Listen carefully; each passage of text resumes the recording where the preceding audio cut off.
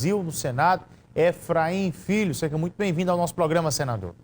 Olá, meu caro Bruno Pereira, uma grande alegria estar aqui nos estúdios, com a sua audiência, todas as plataformas, televisão, internet, YouTube, enfim, conversar com esse público e essa sintonia fina em toda a Paraíba. O senhor pousou agora há pouco na Paraíba, vindo de uma semana extensa em Brasília, na marcha dos prefeitos. Tanto que estou a paisana, né? O convite veio direto do avião, então desci primeiro, então fazer esse registro aqui, mas vim a paisana, mas pronto aqui para conversar sobre os assuntos que interessam o Brasil e a Paraíba. Ah, você sempre, como sempre, elegante. Vamos lá. Depois de uma semana muito extensa, onde os prefeitos da Paraíba foram em grande número até Brasília, bateram na sua porta, foi um dos gabinetes mais movimentados lá. O que é que o senhor ouviu dos prefeitos da Paraíba? Qual o sentimento? Primeiro, administrativo, dificuldades de pedir lá nos ministérios do governo federal e também o sentimento político que o senhor conseguiu desses prefeitos. Olha, Bruno, primeiro eu acho que o VIA é importante. O VIA é uma das principais missões de quem é representante da coisa, das pessoas, da coisa pública, né? Então, ver o que o povo vê, sentir o que o povo sente, escutar o que ele tem para dizer é essencial. E não há dúvida de todo mundo que fez a cobertura dessa marcha, né, e você acompanhou de perto essa repercussão, de que o nosso gabinete foi o mais movimentado, foi o mais animado, foi realmente o ponto de encontro da política paraibana em Brasília. A efervescência das articulações, claro, o Senado é uma casa da política, a marcha fala de gestão, mas fala de política, e o cardápio da pré-campanha, das articulações, esteve presente, como também a parte orçamentária. Destinar recursos, emendas, ações, investimentos que fazem a diferença, né? Uma creche e uma escola para que a nossa juventude seja melhor preparada, no município uma UBS nova, um posto de saúde para que uma mãe com filho doente nos braços possa encontrar esse atendimento mais perto de casa, um calçamento de rua para que uma mãe que vê seu filho brincando na lama quando chove, na poeira quando faz sol, possa ver a cidadania chegar na porta da sua casa com calçamento. Então isso faz diferença na vida das pessoas e é gratificante como um homem público também ter os nossos espaços de poder que a gente ocupa revertido em instrumentos que beneficiam a população. Então acho que o resumo da marcha, né, foi muito essas entregas e diálogos que foram feitos. O senhor está numa missão que é de comandar a CMO. Tem sempre ali uma alternância. Um ano você tem alguém que é da Câmara, no outro período alguém que é do Senado Federal. Para quem está em casa compreender, que missão é essa de comandar a CMO? Olha, Bruno, você que já é um observador bastante criterioso da cena nacional, vê que a comissão mais cobiçada do Congresso Nacional é a única comissão mista que existe. A Comissão Mista de Orçamento, a CMO, ela é uma comissão que envolve senadores e deputados. Então, hoje eu presido, né, tanto deputados quanto senadores, na elaboração de uma peça que deixou de ser técnica orçamentária. O orçamento, durante muito tempo, era algo ali meio alijado das discussões políticas. Hoje não. Hoje ele virou protagonista do debate. Hoje você tem o orçamento discutido nas pautas, né, da grande imprensa nacional, das redes sociais. O orçamento foi, inclusive, hoje mesmo, pauta principal das notícias da manhã, com toda essa confusão sobre aumento de alíquota de IOF, né, equilíbrio fiscal, responsabilidade fiscal. Eu resumo minha missão, que eu levo em uma. Eu sou alguém identificado, tá certo, com o setor produtivo. Eu defendo quem empreende, eu defendo quem produz. Um sistema tributário mais simples, menos burocrático, facilitando a vida de quem gera emprego e de quem paga impostos. Então, a gente é contra esse aumento de carga tributária. Entendemos que, sempre que possível, melhorar o acesso ao crédito, diminuir as condições de diminuir os impostos para que melhore as condições, avança.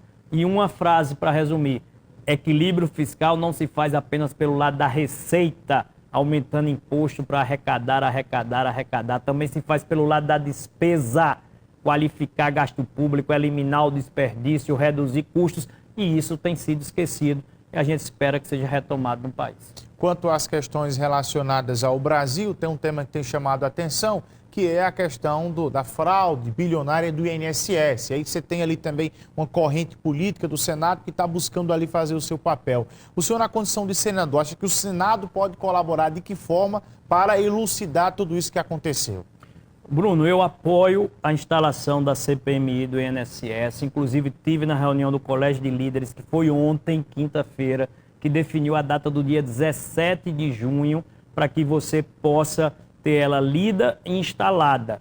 Por que 17 de junho? Porque junto com a sessão do Congresso da instalação da CPMI, você também tem uma análise de diversos vetos, né, do governo federal, e é preciso que se construa esse consenso. Mas já há decisão de ser instalada. Eu, como líder, né, vou ter a condição de fazer indicações para a CPMI, posso eu mesmo participar, posso sugerir algum nome da nossa bancada. Mas eu acredito sim que é preciso investigar. Ah, não, mas os fatos já são conhecidos.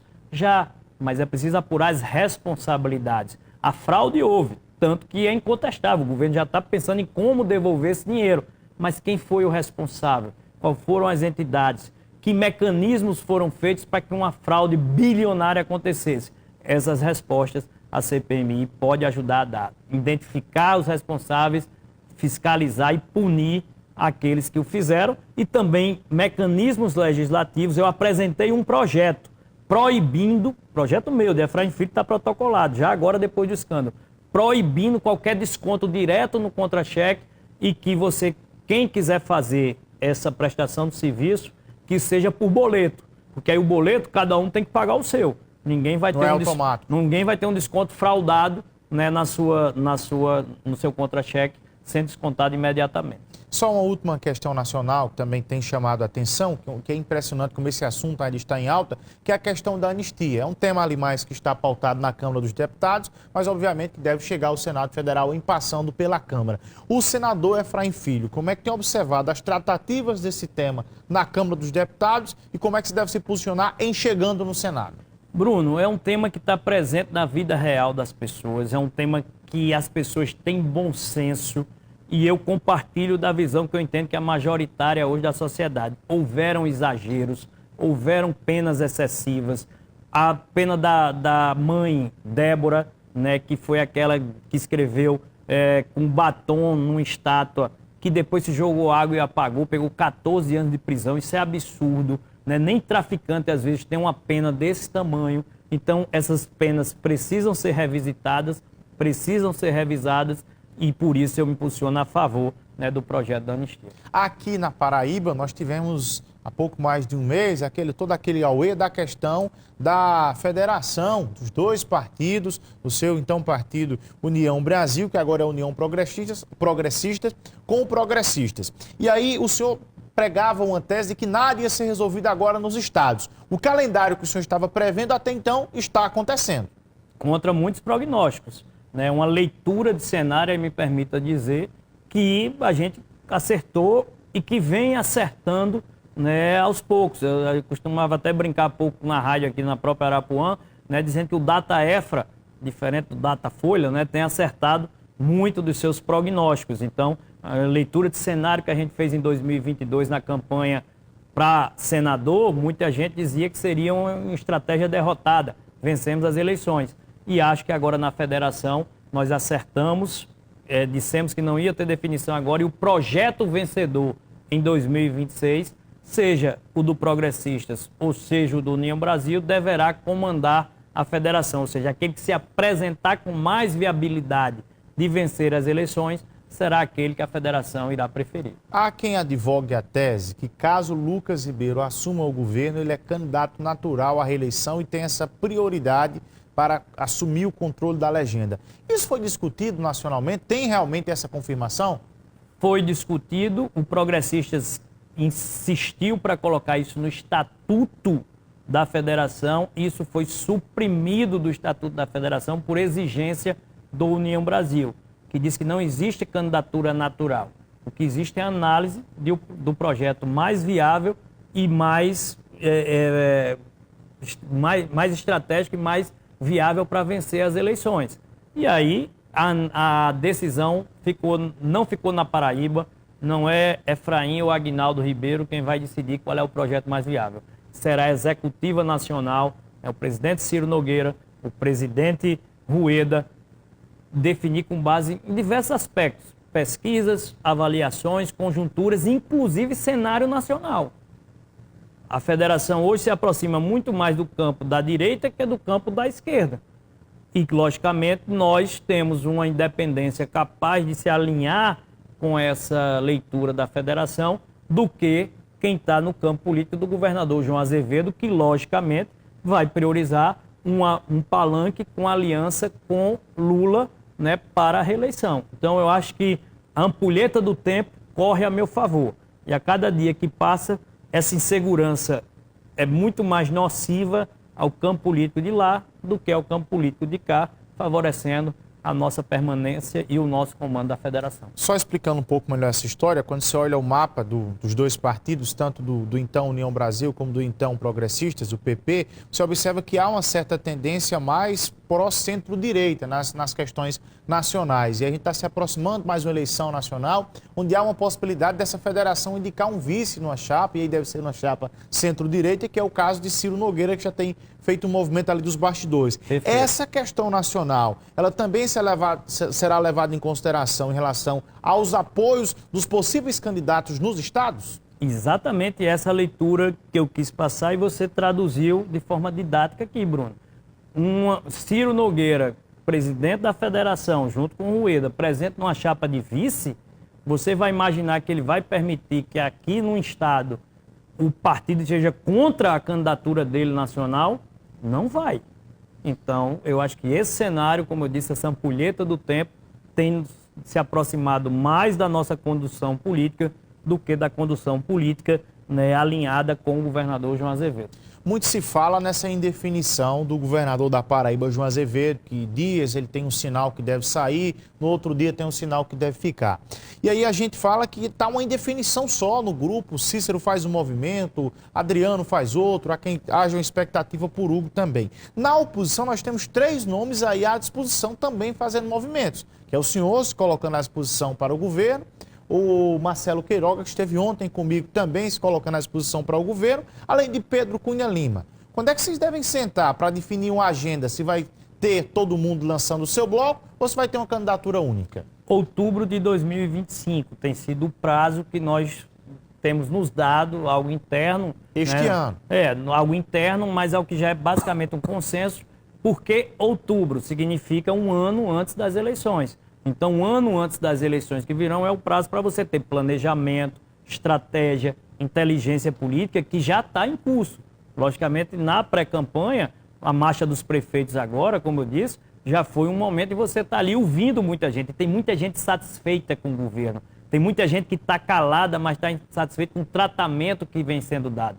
Você viu, inclusive, que foi anunciado mudanças, né, de tarefas ou de funções dentro do governo. Gente que comandava a distribuição de cargos no município mudou para outro secretário. Tem gente que reclama do tratamento que é dado, vai falar com o secretário do governo, né, da articulação política, parece estar entrando dentro de uma jaula de um leão, tá certo? Então, quer dizer, enquanto lá no gabinete nosso em Brasília, todo mundo se sente acolhido, tem diálogo, tem conversa, tem leitura da política. Então, eu acho que assim como foi em 2022, nós estamos prontos para poder enfrentar o governo. Eu já derrotei o governo na disputa para o Senado em 2022 e estou pronto para derrotar o governo agora na disputa em 2026. Eu amo a Paraíba, sou apaixonado por ela. Se um dia Deus me conceder essa bênção, né, de conduzir os destinos do meu povo, da minha terra, da minha gente, que Ele vai poder esperar de mim alguém comprometido com toda a energia voltada, né, para fazer o melhor, me dedicar à Paraíba da hora que acordo até a hora que vou dormir, se brincar ainda sonhar com a Paraíba para poder cuidar do nosso povo, com aquilo que eu já amadureci, já aprendi e ver esse estado voar cada vez mais alto. O senhor bateu um papo, tomou um café essa semana com o ex-governador desse estado, Cássio Cunha Lima, né, ao lado do seu pai, também o ex-senador Efraim Moraes. O que é que o senhor sentiu pela sua experiência política do senador Cássio? Ele deve estar participando efetivamente da próxima eleição, colocando o nome à disposição, ou vai ser alguém ali dos bastidores? Para esse momento, o Cássio vai estar muito mais como um articulador, como um pensador, alguém para cuidar da estratégia, uma função muito parecida como o próprio Efraim pai, né, foi em 2022, continuará sendo agora, essa experiência, né, de quem conhece as lideranças, a geopolítica, os cantos e recantos desse estado. Então a conversa com o Cássio foi muito mais na linha de análise de cenário do que, logicamente, se colocando para a formação de chapa.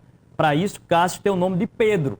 Pedro, que eu também tive sentado com Pedro, é um nome que, assim como o meu, está colocado à disposição. São dois nomes extraordinários e que amanhã podem estar juntos, até mesmo na formação de uma chapa.